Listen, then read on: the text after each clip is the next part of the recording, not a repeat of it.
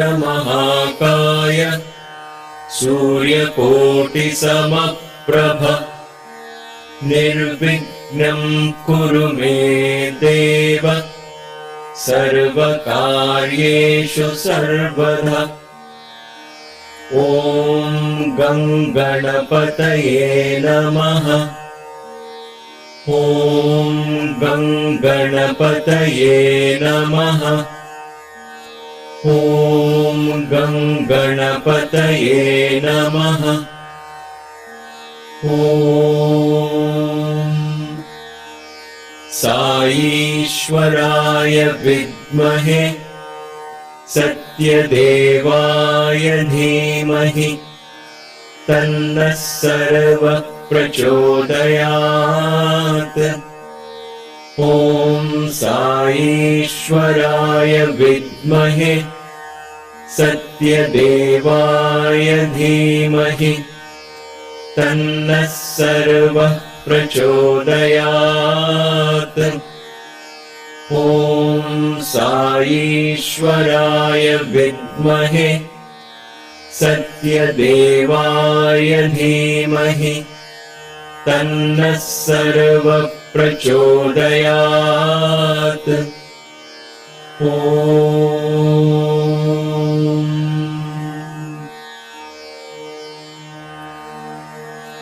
या देवी सर्वभूतेषु तृष्णारूपेण संस्थिता नमस्तस्यै नमस्तस्यै नमस्तस्यै नमो नमः। या देवी सर्वभूतेषु तृष्णारूपेण संस्थिता नमस्तस्यै नमस्तस्यै नमस्तस्यै नमो नमः। या देवी सर्वभूतेषु तृष्णारूपेण संस्थिता नमस्तस्यै नमस्तस्यै नमस्तस्यै नमो नमः।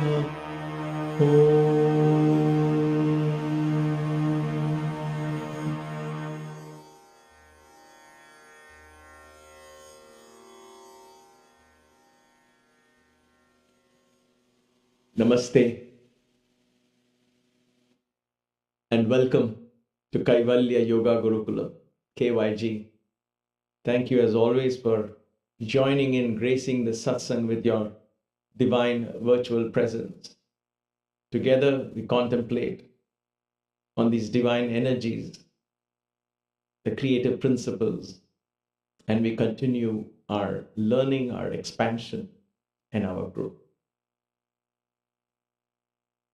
Now, a couple of classes ago, I did, when we just started, I explained why we had the delay, and I talked about the Bhairava energy and how the Shaktis of Bhairavas, the Brahmi, Vaishnavi, and so on, the Shaktis of Bhairava, that was discussed.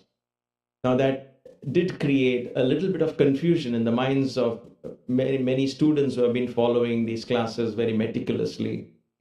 They said, wait a minute, in the Sri Chakra, when we first discussed these Devis alone, their placements and their directions were different. Now, when you bring it with Bhairava, they seem to be different. So, do their directions change when they are with Shiva? These are the questions that was asked, and I think it's a very genuine question.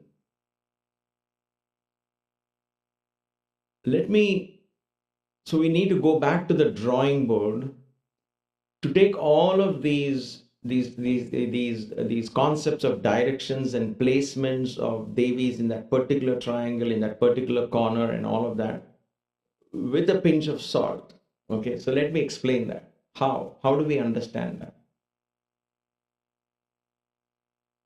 We need to go back to the drawing board because we need to know the basic energy of Sri Chakra. Why is it called a Sri Chakra? Why was the word chakra in the name? Chakra means a wheel.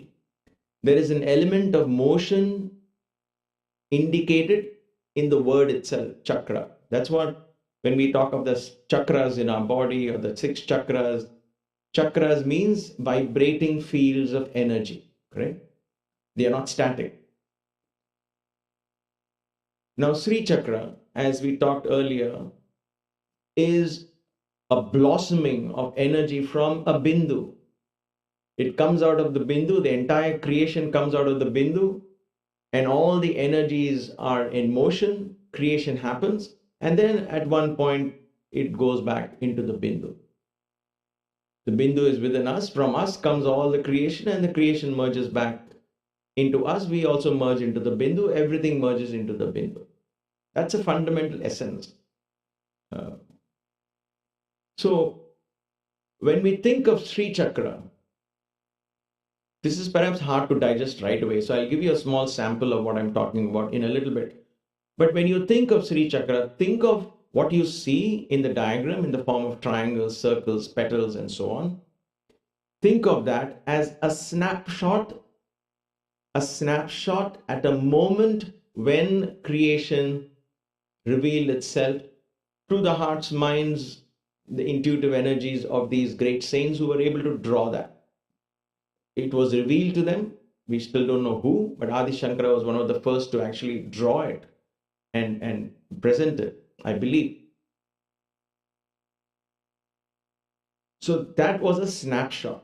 For example, we all have, for those of you who know Vedic astrology or at least heard of Vedic astrology in general in India, you have a birth chart, right? Now in birth chart, you have different planets in different places. Most of you have seen. If you're not seen, you can just Google what's a birth chart and you'll see an image of, okay, at this time of birth, at this place of location of birth, time of birth, and all of that, date of birth, time of birth, location of birth, what was happening at that moment in the cosmos. Did the cosmos come to a standstill because the baby was being born? No, right? Cosmos is in motion. But at that moment of birth, a snapshot is taken of what the cosmic picture was to understand the inherent strengths and weaknesses of that baby as she's coming or he is coming into the world. Correct? Now that birth chart is a dynamic chart because the zodiac signs, the planets, everything is already moving around the sun. Everything begins to move. Sun himself begins to shift from rising from the east. He begins to move towards the north and comes back to the east. So summer solstice, winter solstice, and all of these happens, eclipses. So constantly that is on the move. So nobody is, takes birth and say, oh, this is what it is. This is my strength. This is my weaknesses. Oh God, I'm either doomed or I'm great. And we make up our mind thinking that's who we are. That's not. That's a very wrong interpretation. And many people have taken advantage of that. Think, oh, your birth chart, something is wrong. So your entire life is doomed. It doesn't work like that. At that moment of birth, this happened. So there is an inherent quality that could come to you. If you don't make any other effort, that will be what will be expressed through you. But you have the entire life to change every aspect of who you are, right? We'll keep that discussion aside. But the point here is that birth chart is it is just a momentary static snapshot at the time of your birth. This is perhaps evident to many of us, especially if you're from India. Almost everybody has a birth chart, right? Now, apply that same concept in Sri Chakra. When the realization dawns to these sages and saints and divine beings, for lack of any other word, like Adi Shankara, a snapshot is revealed to him in the consciousness.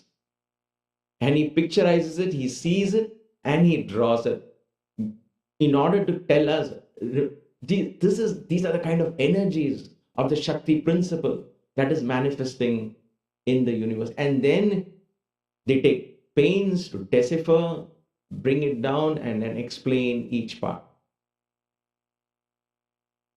But do not be caught up in that idea that somehow this is a drawing and it is facing one particular direction and the energies are facing particular direction and therefore they are static.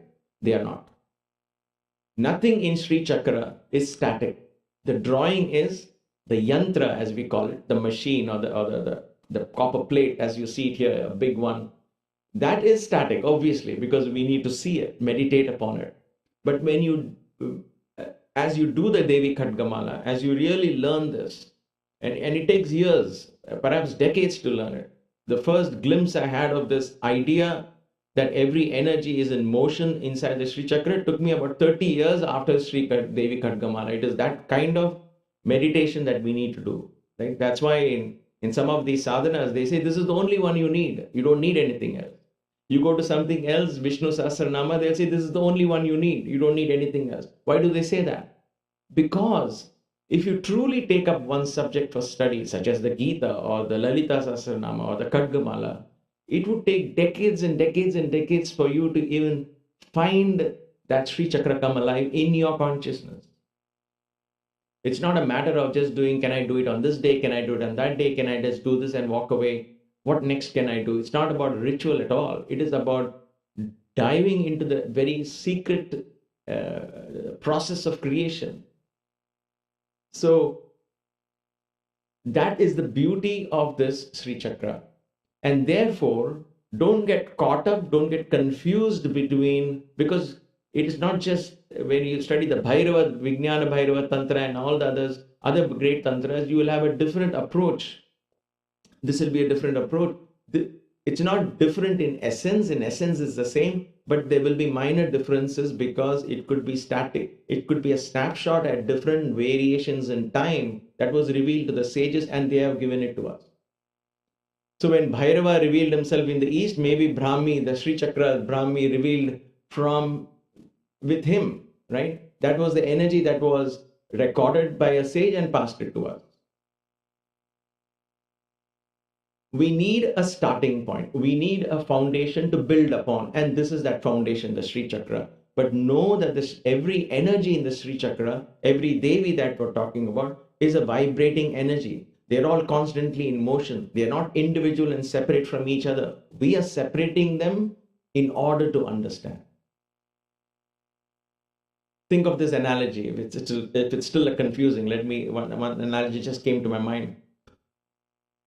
We cut mangoes and put it in a mixie or a blender, right? We call it a blender here. So you put it in a blender. There are big pieces of mangoes, there are small pieces of mangoes, right? Because this is a season for mangoes now, summer is coming. So you want to make milkshake or whatever it is you want to do. So you cut and half of the blender is filled with fruits. Now, at that moment, if you say, okay, where is this piece of mango is facing east, that piece of mango is big, that's a triangle in shape, this is very tiny in shape, and you have all the shapes and sizes of all the mangoes. But then when you want to enjoy it in totality, what you do is you run the blender, and when the blender is on, all of these begin to move. All of them begin to move, right? When they begin to move in this cosmic process of creation, dissolution, multiplication, and all of those energies mix up, then they all become just one. Just become one. And as the blender is going, if you look in, you just see a mass of movement, of energy, vibration, chakra, right? Radiating energy. I'm just bringing poetry into the blending of mangoes. But I want you to use that analogy to understand Sri Chakra. When Sri Chakra becomes alive in your consciousness, it will reveal itself as moving energies, right? And that time, you will not be able to distinguish which energy is which, because they all are ultimately, because it's only one, right? That oneness begins to happen when they all begin to merge in the consciousness. There is an element of clarity, but there's also an element of wow and reverence and oh my gosh, all of these They are not just talking to each other and coordinating with each other, these Devis and these Shaktis, if you will, but they are all vibrating, and they become their energies begin to exchange and vibrate. So Sri Chakra is a vibrating field of divine consciousness that you and I are worshiping. So don't get too caught up in which direction it should face and this and that. Yes, there are certain traditions, and we will respect those traditions and do it, because it is, we have to start somewhere. So why not take the traditions that's handed to us? Is that the only way? No, it is not. But then why invent the wheel when there is already a particular ritual, a particular tradition given to us as to how do we worship the Sri Chakra? How do we go into this meditation? It is given to us, it's spelled for us, right? But rather than converting that into a ritual, we've got to understand the essence. And we have come to that. We're just touching upon these aspects. Then we'll come to the whole concept of how to do this as a sadhana much later. But at this point, I want to make it clear, and perhaps we'll come across this again also, that Sri Chakra is not a static symbol. And from that Sri Chakra vibrations, as yogis and sages meditated, so many other chakras came out, right? You have a Subramanya Yantram, you have Vishnu Yantram, Mahalakshmi Yantram, Narasimha Yantram, Shiva Yantram, and all those yantrams means designs, the static snapshots. All of them emerged from the Sri Chakra. All kinds of realities, all goddesses, all deities, all energies, everything emerges from that Bindu.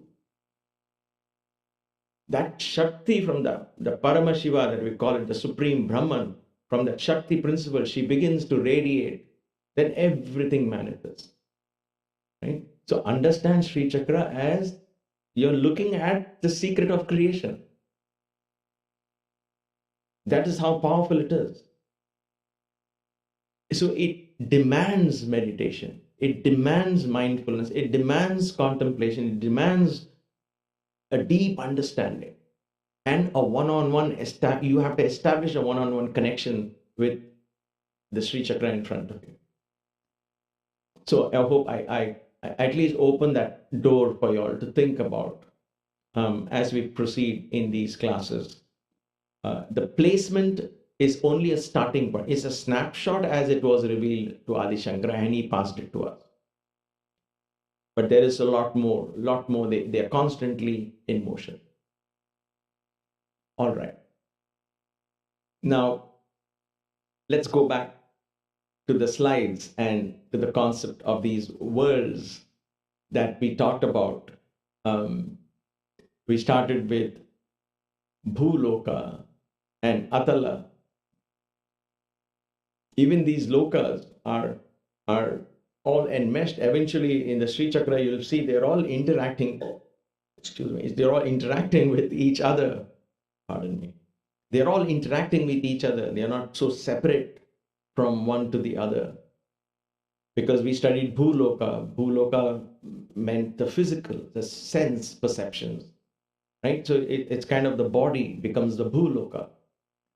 In the last class, we studied this already, so I won't go in through that. The second one we touched upon was Atala, then Vitala, that's the Bhuvar Loka. The Bhuvar Loka was imagination, mind, the breath, that kind of brings you into that plane of non-localness, if you will. So that part is not separate from the body, right? We need, it kind of flows in. Without the body, you won't be able to do this. Without this, the body just becomes a corpse. So we need both. So they're not existing separate from each other. They're all blended. It's all blended. Right? Because that's why, Baba was so fond of this word unity, not just because he wanted you to be united as a family or, as a community and so on and so forth. That concept of unity is a fundamental truth. And once you begin to go there, then your reflections, your actions, everything has to only be reflecting unity, because you don't see anything outside that. There is really nothing outside oneness. Of course, I haven't realized that, but then I'm getting, every step that guides me there gives me a sense of so much awe and reverence that I begin to drop off any kind of judgment as somebody is good or somebody is bad. They're all part of me. So there is a divine Leela taking place in my consciousness. Because all these worlds, 14 worlds that you think is creation, no, there's much more. There is a Dhruva Loka and all of those Lokas. There's so many others. All of that vast trillions of such universes, if you will. Where do they exist? Just think for a moment, right? Where do we make this mistake in our thinking? When you think for a moment the vastness of creation, what do we miss that? What are we missing in that thinking? We are missing one point, that all of that exists in my consciousness, not outside my consciousness. How beautiful is that? How powerful is that? And I know after a second you will say, oh, no, that's too much to take. All of this is in my consciousness. Yes, it is. So how big is the world? However big you want it to be. How vast is it? However vast you want it to be. How many gods are there in this world? You can create as many. It's your consciousness. You can enrich your consciousness. And that consciousness presents itself in the physical form that senses can relate to. And that senses and the physical form is one part of a much, much, much bigger revelation that keeps coming to you as you begin to realize everything emerges from me. I am part of everything. And then comes, of course, the question, then who am I? And then comes the realization, I am the Bindu and the Paramashiva, the Purusha and Prakriti and all of that, what Yoga Sutras and all scriptures talk, you finally go back to the source. So it is not, the world is not emerged from Sundar. Sri Chakra is not emerged from Sundar. Sundar is one tiny, tiny, tiny, tiny part of this huge manifestation, but it's emerging from a consciousness. And that consciousness is me, but I don't know it at that time. So it's not Sundar I'm talking about. That consciousness exists in us, and in that consciousness comes all of this creation. We, I, the real big I, that's not separate from me. That I is what is creating. So such is the beauty, because at the end of it all, everything becomes subjective. There is no objective reality at all. Everything is subjective because everything is in consciousness, and consciousness is in you. And therefore, therein lies the mystery of this creation and the universe. That means within us as tiny fragments of that, now I come back to Sundar consciousness, right? As tiny fragments of that divine principle, I still have, even though I'm tiniest particle of that divine consciousness, a tiny expression, if you will, a little a droplet from a sweat of Shiva, if you will, when he's dancing in this cosmic dance, a little sweat, if you will, a drop of sweat, or a tiny bit of hair follicle that falls because his dance is so powerful as he's doing the Kala Bhairava dance, creating universe. Even though that tiny fragment contains, like the seed of a tree contains, that tiny fragment contains the entire secret of Shiva in it. As the seed contains the whole tree in it. As the bud contains the whole flower in it. And therefore, the study of Sri Chakra and all of this is to go back and realize that. And so within us, once that bud starts opening, then I'll begin to realize I'm not Sundar, I'm much more, I'm much more, I'm much more. And then the little seed, the little plant keeps growing and then becomes a tree, mighty banyan tree. And then from it comes more trees, all connected. And there's a banyan forest, which is considered just one tree because it came from one tree. From the branches comes the roots. Again, trees are formed. Again, which is the one came first? Which is the one that came late? We want to know that the banyan tree just becomes a cluster of consciousness, right? That is the beauty. And so Sri Chakra is not, it's a chakra. Understand it as a chakra. I understand it as a divine expression, a snapshot that has been presented to us. How lucky we are that you and I are even beginning to understand this. It's not easy to understand. But if we all meditate, because it is our own home, we will know these energies will reveal themselves to us in these glorious, most beautiful experiences that will follow, where you'll understand these energies as they begin to reveal themselves. And you'll know, oh, they're all connected, they're not separate. There is no east, west direction, they all exist in that same consciousness.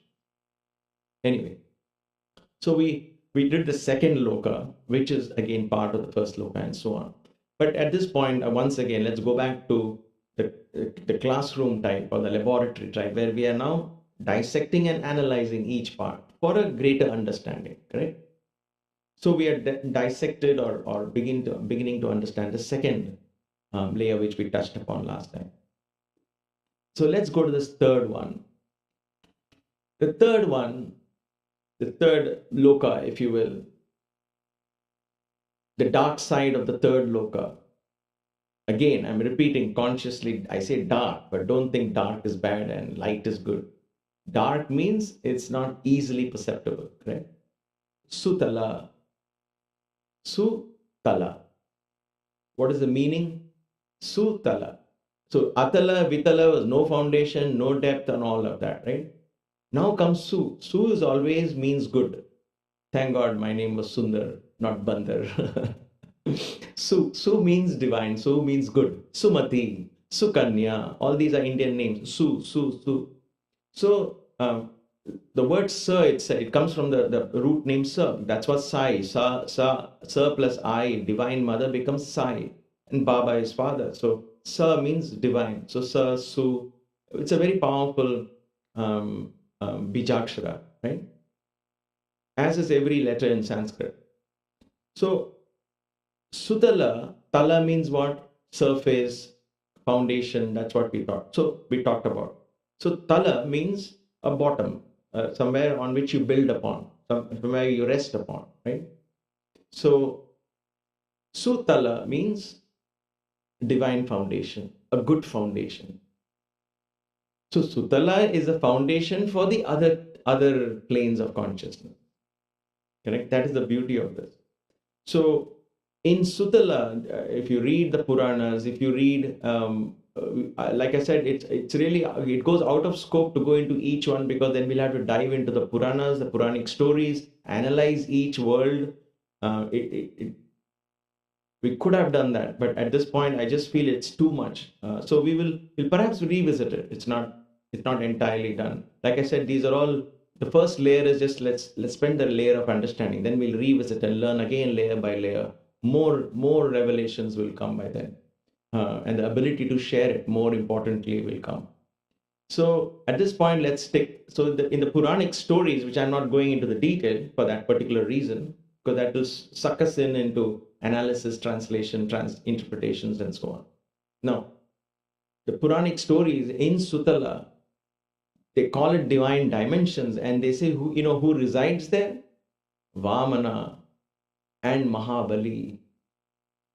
Vamana is the incarnation of the Supreme Being, Mahavishnu. And there's a story with Mahabali and Vamana. So that energy of Vamana, the radiance of Vamana, resides in Sutala. So if somebody tells you all the below lokas are bad, evil, it's not so.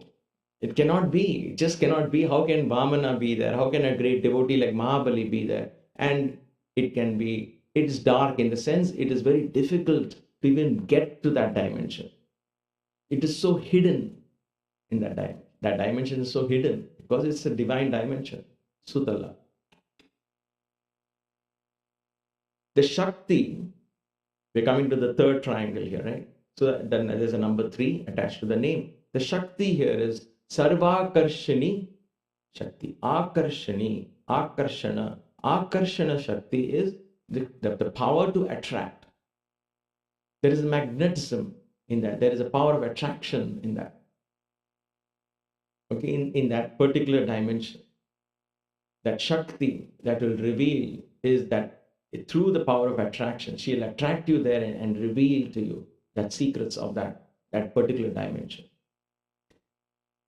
Now, when you hear me say this, I have to correct myself, right? Because I'm learning how to teach these things. I've only been having it here and in my heart, but this is the first time I'm even venturing to share these concepts. when you hear me say this, it's very natural sometimes, but I have to say, oh my gosh, I don't know which Shakti will reveal to me what. But I'm telling you, these are not out of the ordinary. Almost all of us have had wonderful dreams, right? You, not very often, sometimes you see divine beings. Sometimes, I mean, when you see your own guru, if you see Sai in your dream, if you see Krishna or Rama in your dream, they're revealing yourself from this particular dimension. This unseen and seen dimension, this third dimension, third and the next one, we come to that. That is what? The one that we know of is Suvaha. Bhur Bhuva Suvaha. Atala Vitala Sutala. Sutala and Suvaha. They exist, coexist. So in that heaven, we can call it heaven, beyond the atmosphere if you want, above the atmosphere, above imagination and visualization. What is there? Right? In the last one we did imagination and visualization. So above that, what is there? How do you get to this? The meaning is divine place. Suvaha. Again, Su, right? Sutala, Suvaha. Suvaha means divine place, divine dimension. How do you get to that? You get to that through meditation. So imagination, visualization is all part of, calm down, breathe, expand the mind, think of this. All that is the imagination, visualization. It can't get you beyond a point. Meditation. Now that alone, to reach this place alone, we study a great deal of Raja Yoga as written by Patanjali Yoga Sutra. It will take us beyond this, right up to the Supreme, yes. But it is the one that reveals this plane to us. Now meditation and of course astral experience. So let me talk that because you have just seen that word up there in the slide. Astral experience is what I just said. Dreams is one experience, one kind of astral experience. There are astral experiences of many kinds. You could experience out of body during meditation, during shavasana, and all of that. But dreams are something we can all relate to, right? So astral experiences in the form of dreams where you are in a different plane or a different place, and then you have a divine being either giving you just darshan, or you see Sai passing by, or you see Krishna passing by, or you get a glimpse of some light and some radiance. We almost all of us, if you're in this gathering, in the satsang, if you're beginning to study Sri Chakra, you know what I'm talking about. There must have been something you can relate to. You will say, wow, what was that? What was that great Leela? What was that great divine experience? It might look like Baba came in your dream and he gave you a Pad Namaskar, made you touch his feet, or Krishna came and he just playfully, he was running somewhere, you were chasing him, and you say, oh, it's a funny dream. They all have deeper meanings. They're talking to your subconscious, and your subconscious understands that. Your unconscious understands that. Consciously, we are unable to relate to that. And that's okay. We don't have to interpret those, but we can absorb it, enjoy it when it happens. So why am I saying this? Is because the Suvaha, revelation of Suvaha, the divine dimension, is not just only comes after years of meditation and so on. These are all glimpses we get. All these worlds reveal themselves to us in the path of spirituality. But we can't control them. We can't just say, please do this and be there, right? We can't. So we learn to do sadhana and say, all right, how do I begin to enjoy this in a little more controlled fashion, right? If somebody were to come every 5 minutes and show you a glimpse of a 30-second clip of a wonderful movie and say, hey, what's this clip? And you want to watch more, but he runs away. And then he comes, whenever he feels like, he comes and says, hey, watch this clip. And then he shows you another clip. You're like, wow, that was a nice clip. I want to see. He runs away. How do you now see that movie continuously? How do you enjoy it? Then you have to figure out where the movie is, what the ticket costs are, how to book the ticket, plan your day accordingly, then take your family, your children perhaps, or just go alone. You have to do all that in place. And then you sit in the theater and you make sure you're not eating something that will upset your stomach because you want to enjoy that movie for the next 3 hours. Now you've got that experience of movie under your control. Let your friend keep running here and there, but movie is there, you can enjoy. But you had to take all that effort. Until then, he's going to come and show you only glimpses and it'll just come and go. All right. So, meditation. The Shakti here.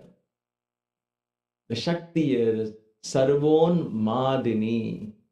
Sarvon Madini. The word mad comes from Madini, honestly. Madini means intoxicated. There are other words like mad. Mad, completely in that.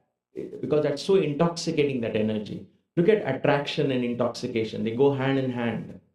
It is so attracting, so intoxicating that this plane is so attractive, so intoxicating because of she is residing here as Sarvon Madini. In fact, when we understand the Puranas and all of that, at some point, if you are studying those kind of things, and if you come across, for those of you who are kind of exposed to some extent to these, you will come across these statements like, I don't even want the heavens. I want the feet of the Lord. I want the feet of my Guru. I refuse the heavens. Or they would say, why are you doing karma and all of these good things for getting heaven, for getting that divine? So you're doing it with the selfish interest that after my death, I want to be there or I want to experience heaven. They say, ignore it, because that can intoxicate you and trap you there. She is, of course, a divine energy, but she's not everything, right? So she has that energy to intoxicate you. That is so beautiful, that place. And when I say beautiful and intoxication, please don't even think for the slightest moment it's anywhere close to what the senses are experiencing. What the senses are experiencing, take your best experience, sensual experience, and multiply it 1,000 times at least. Sri Ramakrishna would tell that the spiritual experiences that he would experience in perhaps many of these lokas, we don't know. He said it would be like an ocean of semen. I mean, he was perhaps at a lack of words to explain. Because if sensual or sexual delight is one of the greatest ways one can experience delight, then it's 1,000 times that. It's an ocean of that put together. That is why Vishnu resides in the milk ocean, which means Kshira Sagara.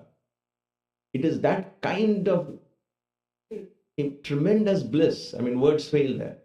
And what we can experience are tiny fragments, but even those tiny fragments are so powerful. Intoxication.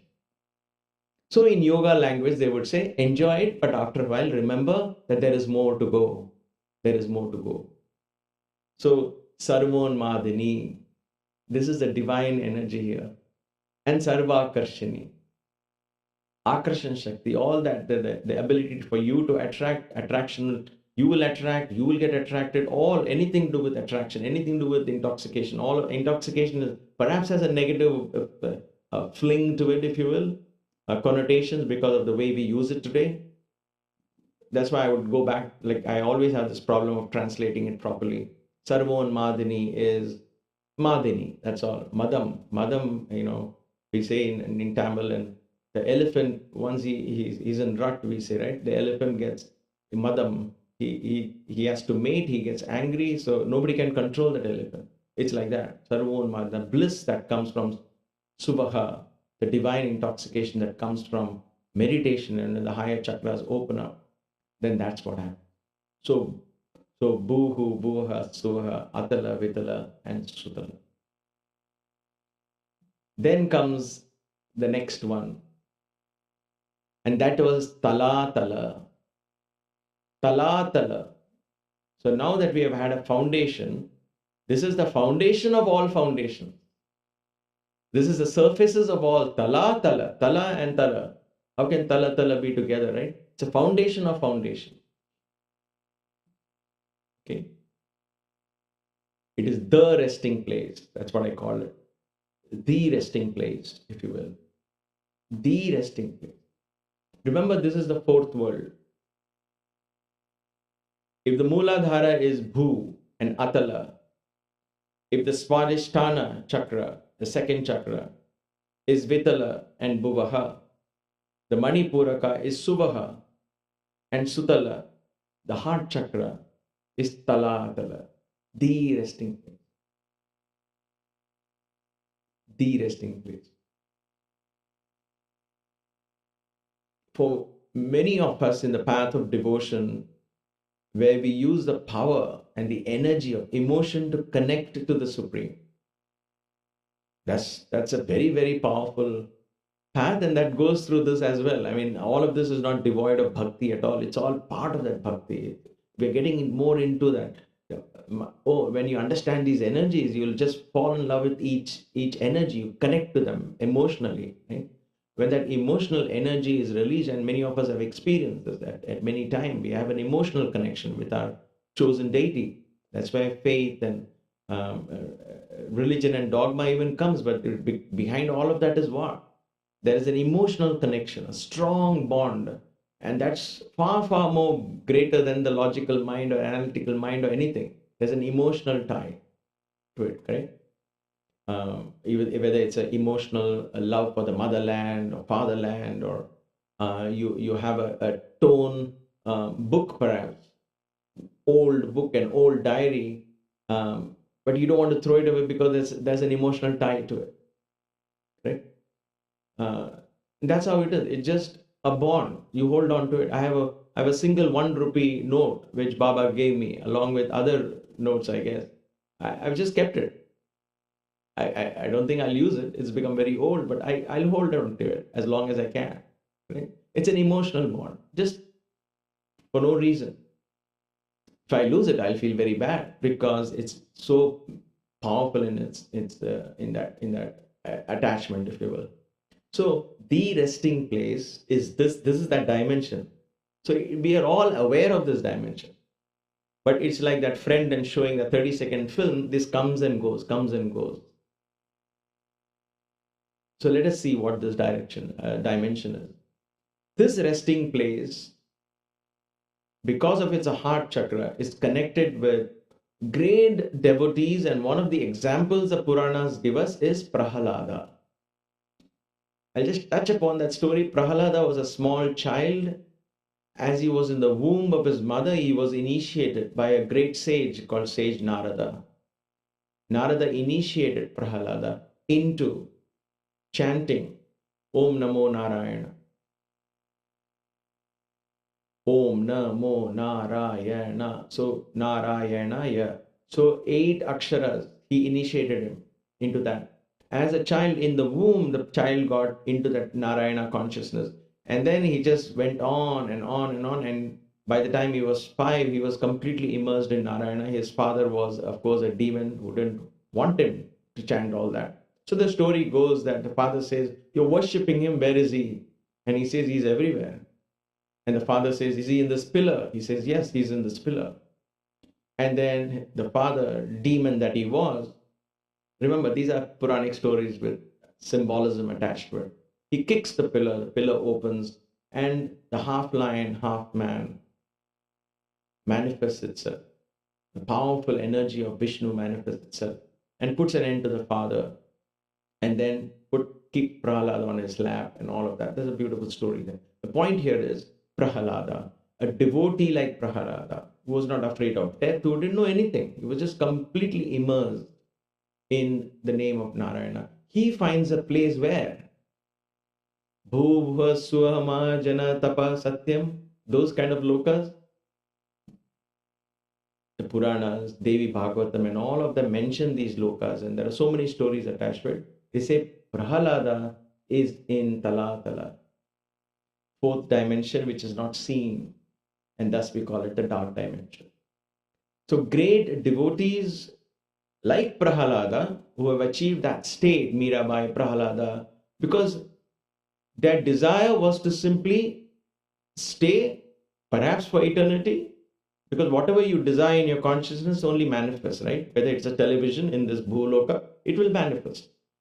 Okay, you keep blaming somebody else, that is going to come back to you as manifestation, correct? Whatever we put our energy in, that's what manifests. Their entire energy was manifestation of their chosen God. And when that happened, they found fulfillment, and they said, "This is where I want to be. I want to rest. This is my Vaikuntha. I want to be there. This is my resting place. I want to be with my Lord as long as I can." And therefore, in this dimension, they are believed to be still there. great devotees that have made their mark in history find their place in Tala Tala. Sarva Khladini. Akhladini. Akhladini is, she is the one who gives exhilaration, bliss. Bliss of being one with your chosen one. This exhilaration is mind-blowing exhilaration. It's like, when I can give a small example. I think in Puttaparthi, if you see the old videos of Sai Baba, or when we were there, people would ask, you students, every time you see Baba, why are you all rushing and sitting around him? I mean, why can't you just walk slowly? Students can never answer that question. Everybody wanted to be close to him. Everybody wanted to be sitting around him, touch his feet, touch his robe. Just wanted to be close. Because when you're there in that presence, there is a sense of exhilaration, a sense of joy, just being there. He doesn't have to look at you, he doesn't have to talk to you, but just there in that aura, there was like a sense of heightened consciousness, if you will. I'm looking for words here. I can't express it.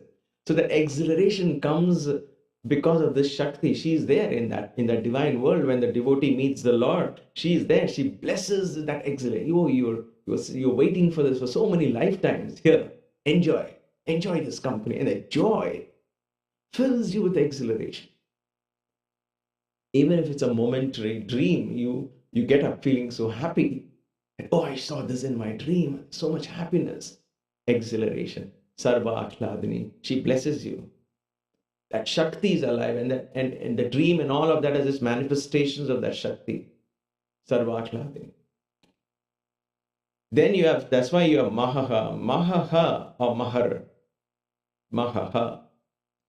That is the heart chakra.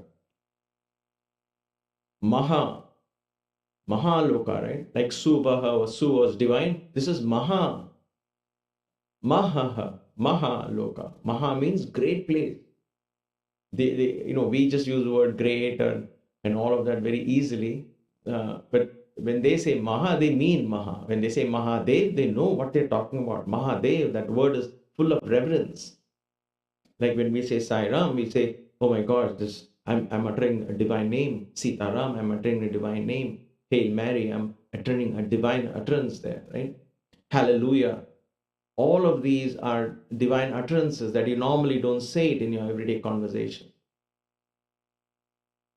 There was a time when words really, really, really mattered. And so Mahaham, great place, means the great place. Tala Tala means of all the talas, this tala is the resting place. So it is believed in the yogic lore and generally that even after enlightenment, yogis prefer to come and stay in the Maha chakra, the heart chakra, because they can function and express love. A great example is Sai Baba himself.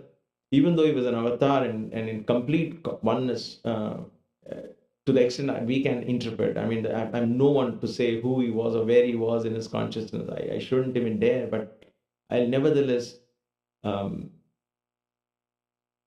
put things in perspective. Even though he was in that sense of oneness, if you will, with the Brahman, yet he was able to function and take care of us, be loving to us, and take care of our personal problems and all of that. Is because his heart was just filled with compassion and love, right?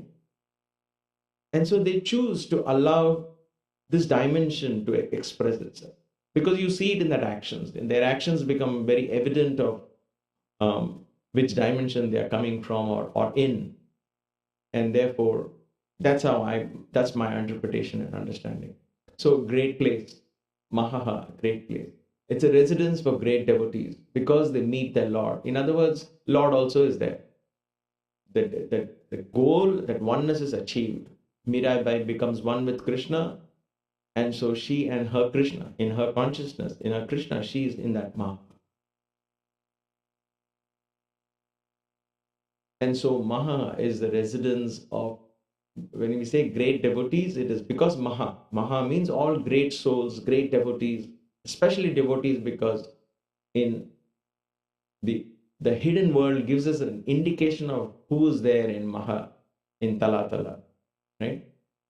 And the Shakti in Maha is Sarvartha Sadhani, Sarvartha Sadhini, Artha Sadhini. Now, Sarva, of course, we know now, in all of these, I said earlier, Sarva means everything, all. So all wishes are fulfilled, broadly speaking, if you want to say. All wishes. Artha means wealth. Artha means prosperity. Artha is abundance. But Artha, you got to understand it in this context, because sadhani comes, right? Sadhani means accomplishment. Okay. Now, if you have a lot of money and that money is locked up somewhere and you can't use it, then that sense of accomplishment doesn't come, correct?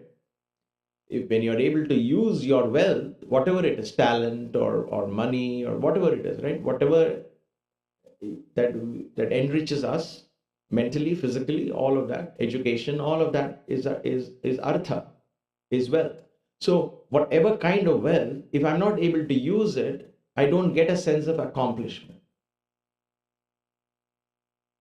Generally, if somebody would study for something and do something else because he was supposed to take up a job because of some political situation, or he had to migrate from a country, and then he has his education, he has this talent, but he can't use it here because he's come to a new place, or he or she. I'm just giving an example. So a sense of lack of accomplishment perhaps could come. So, but here that's not the case. She says she is the embodiment and this level and this in this dimension. Previous one was just happiness, not only exhilaration, it was intoxication and all of that. Here, there is a sense of completeness. There's a sense of accomplishment. Yes, my sadhana is complete. I am one with my Guru. I am one with my Lord. I am one with my deity. The deity is manifested. I am there. She is with me. He is with me. I know no separation. That understanding, that sense of accomplishment comes because of her grace. Sarvartha sadhani. And that sense of accomplishment takes care of all the other aspects of your life. This is what Krishna means when he says in the Gita, I will take care of all your things. Just come to my feet. I will take care of everything. Now, this could be interpreted dogmatically on a very religious and a very petty way, that we have to worship only Krishna and not Shiva or not Jesus or anybody. It's not like that. He said, come. Once you come to that chosen deity of yours, whoever it is, because he identified himself with the whole world, right? When you identify that cosmic energy and you go towards it and you begin to experience oneness, a sense of accomplishment occurs. And that sense of accomplishment is Sarvartha Sadhini. I'm talking of a spiritual accomplishment. There are other accomplishments. Also, it's her grace only. But we are not getting into this. Getting a job is accomplishment. Getting a raise is an accomplishment. Those are all accomplishments. But I'm talking of the ultimate. Sri Chakra is diving deep into the secrets, right? Where did these energies come from? What are the names of these energies? What are the kind of graces that can come? These are all grace energies coming in the form of grace. So sarva artha sadhani, all arthas become accomplished. So let us, for tonight, meditate on this. Let us hold this place. Even though you might think I'm only imagining, doesn't matter. Just go. Don't worry about what is real, what is unreal, what is imagined, what is not. Go into this divine dimension, the Mahar Loka, Talatala, and be in the company of these great devotees. And in these great devotees, wherever they are, their chosen deities are also there. Their chosen Lord is also there. So whether it is Nayanars and Alvars, all aspects of Shiva's energies will manifest here. All aspects of the Vishnu and Narayana energy, all aspects of this Devi energy, all aspects of all religions, of all teachers, all of the great devotees all manifest in this place. The Loka, your heart chakra. And therefore, love is given the greatest importance because love flows through this heart chakra. Love, all forms of love. So don't say, is attachment okay or not okay? All are forms of love. Ultimately, it gets more and more pure. First, when it flows, it'll carry all attachments, and I like only my family, I like only my country, I like only my religion, I like only these people, I know. All that will happen. But slowly, as it continues to flow, when other spiritual practices and yearning for God continues, then this energy of love becomes more and more expansive in its nature, more inclusive in its nature. And therefore, the capacity to love, the capacity to express selfless love comes when your heart chakra just reaches out with no hindrance of any kind. There's no room for fear, no room for doubt. And that we need the grace of Sarva Hladini and Sarva Tasadi.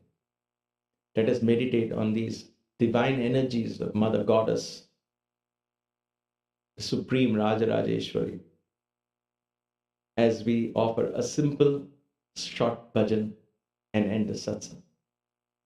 Thank you once again.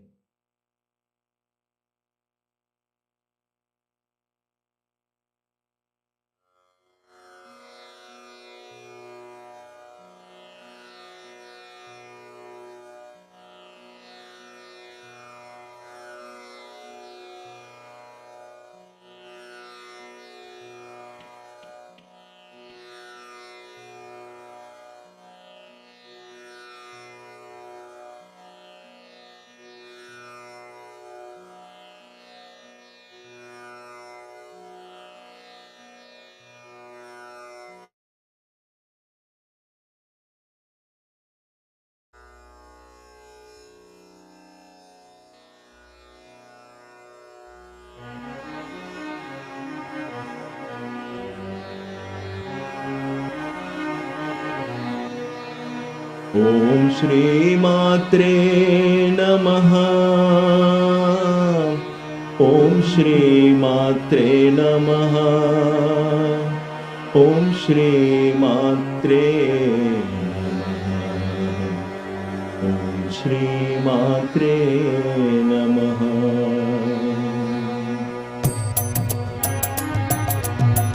Om Shri Matre Namaha. Om Shri Matre Namaha. Om Shri Matre Namaha. Om Shri Matre Namaha. Om Shri Matre Namaha. Om Shri Matre Namaha. Jagadambe Devi Bhavani, Jagadambe Devi Bhavani, Jaganmate Shakti Durge, Jaganmate Shakti Durge, Jaganmate Shakti Durge, Jaganmate Shakti Durge. Kumar Gananatamba Kalyani Sharadamba. Kumar Gananatamba Kalyani Sharadamba. Janani Durge Varade Janani Durge Varade Mata. Uma Maheshwari Kalapati, Uma Maheshwari Kalapati, Jaganmate Shakti Durge, Jaganmate Shakti Durge. Om मात्रे नमः। ॐ श्री मात्रे नमः।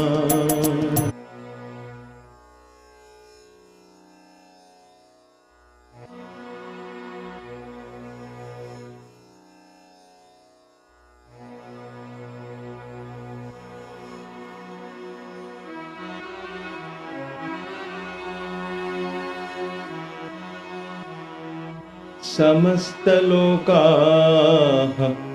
सुखिनो भवन्तु।